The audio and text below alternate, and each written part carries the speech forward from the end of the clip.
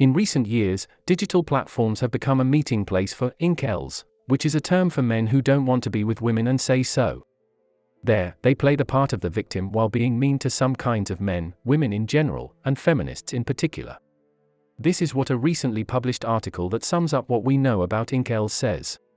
Lynn Pritz, Frederick Langeland, Camille Knutson-Steins, and Henry Mainzer, who are all researchers, looked at 70 papers from 2015 to 2020. It's important to note that incels feel like they are being repressed, says Frederick Langeland, one of the article's authors. At the same time, they keep power structures in place with their misogynistic and sometimes racist online speech. Langeland says that incels are also jealous of men who are better at dating than they are, even though they want the same things for themselves. The article says that the word incel was first used in 1997 to describe an online support group for single people who had never been on a date. The woman who came up with the term was a Canadian who identified as queer. At the time, the online community didn't have as much hateful content as it does now. Around 2003, the support group split into two parts. One group, Incel Support, stayed a support group, while the other became more militant and anti-women, love-shy. Frederick Langeland says that the number of online communities has grown over the past 10 years. He thinks the reason is that the internet has made it easier for groups to find each other and talk to each other across national borders. He says, the incel forums are the kids of the internet. There's also a wider link to male activism online, called the manosphere, which is both the same and different from the incel community. The term manosphere is used to talk about online spaces for men and male activism. The article says that the manosphere includes groups like Men Going Their Own Way, MGTOW, men's rights activists, MRA, and pickup artists, in addition to incels, pooers.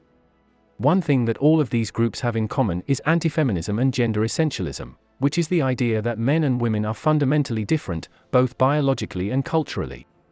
In the middle of the 2000s, incels met each other on websites like 4chan and Reddit. Since 2010, the alliances have changed a bit and are now more based on the misogynist goals of each group. One of the most well-known examples is Gamergate, a campaign of harassment against women in the video game industry. The article says that Gamergate was a backlash against the growing influence of feminists on gaming cultures. It was especially aimed at two female game developers who were threatened and made fun of in 2014 and 2015.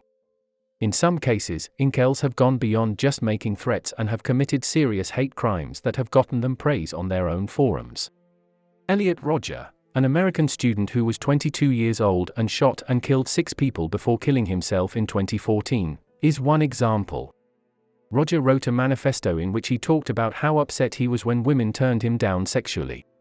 The article says that he is now a hero of the incel movement and that his fans call him Saint Elliot.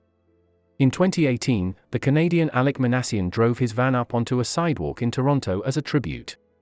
Before he was caught, he killed 11 people and hurt 15 more, Langeland says. Langeland says that these kinds of events have made the incel community more interested in science. For a long time, people ignored the fact that the incel movement could lead to violence, he says. These violent incidents really brought to light the security risk that the incel community poses and how misogyny can lead to radicalization. Langeland says that since 2019, more research has been done on these issues, including a few qualitative studies in which researchers talk to incels directly. Most of the research on incels comes from feminist media studies, masculinity and sexuality studies, technology studies, and research on violence and terror.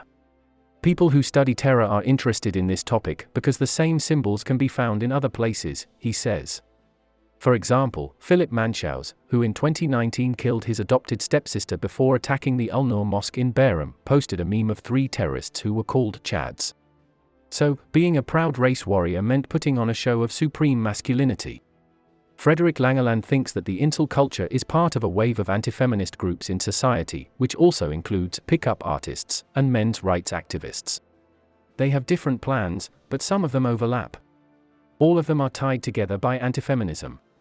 Michael Messner, who studies masculinity, says that the men's rights movement, which grew out of the 1970s feminist movement, is anti-intersectional at its core.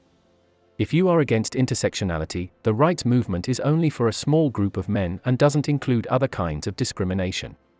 The men's rights movement and its successor, the incel movement, are both about how feminized society makes white men lose their rights.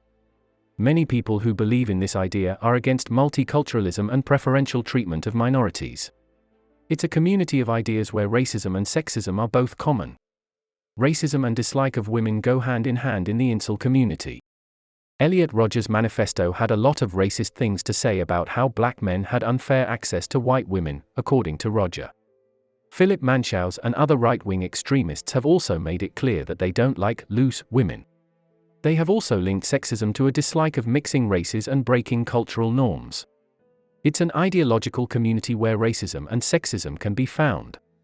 At the same time, it's been said that misogyny is the incel community's biggest motivator. Langeland thinks that male bonding becomes more important than racism.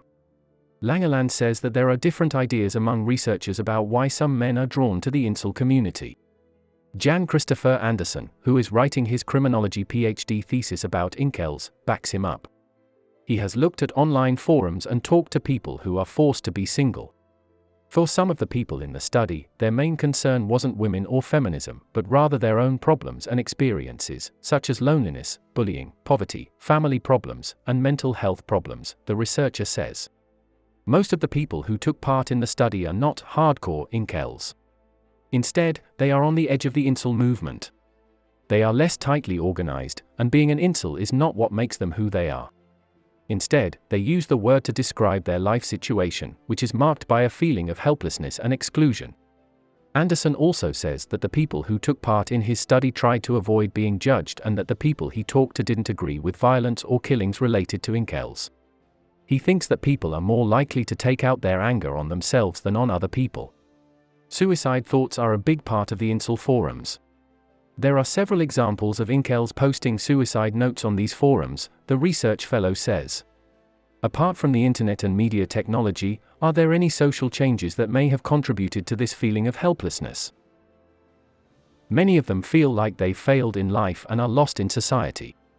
The people involved say they are sick of dating in a culture where they are often turned down.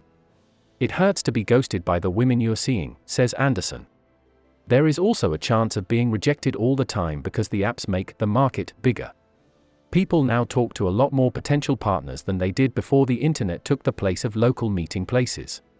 Technology makes it hard for them to compete, which confirms that they are unwanted and unattractive. Surveys based on what these men say about themselves on the incel forums show that some of them have stopped going to school.